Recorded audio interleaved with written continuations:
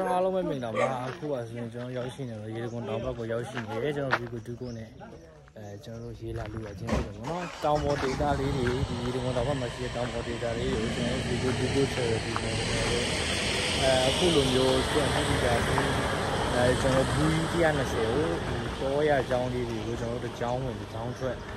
ကျွန်တော်ဒီကိုတူကိုချေဒီနေနဲ့ like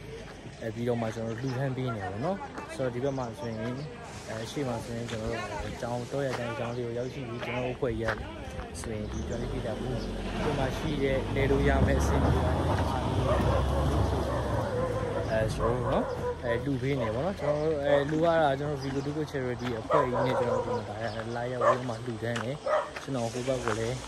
ဒီလိုချက်ပြမယ်ပေါ့နော်ဒါကတော့ကျွန်တော်တို့ဖွဲ့စည်းပါနော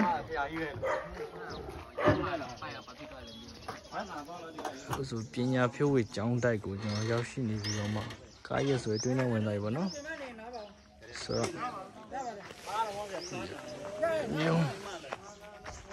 ဒီလိုမျိုးတောင်းတန်းနေတာတွေကိုကျွန်တော်တို့ကိုယ်တိုင်ကိုကြားရသွားရောက်ပြီးတော့မှလူတန်းနေရပါတော့ကျွန်တော်ရဲ့ဖောင်းတာကြီးဆက်မိနိုင်ထုံး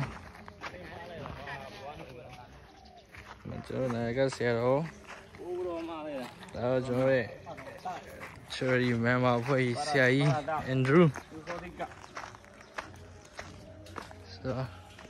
တော့ကိုင်းလေးရဲ့ကျုပ်ကိုင်းလေးအစားဝါကြီးကြည့်နေကြပါနော်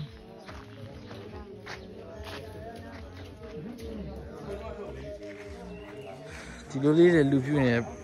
ကျွန်တော်လုပ်ငန်းစဉ်လေးလဲဟိုဒီလိုမျိုးကိုယ်တိုင်ကိုကြကျွန်တော်တို့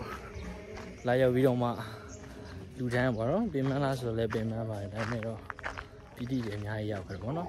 ဟုတ်ပါတယ်ကျွန်တော်ဗီဒီယိုလေးရတဲ့အချိန်တွေအများကြီးမြင်ချင်ဘူးဆိုတော့ခုဗီဒီယိုလေးလည်းဒီလောက်အောင်ပြီနော်နောက်ဗီဒီယိုရှင်မှာကျွန်တော်ပြန်ကြည့်ကြပါတော့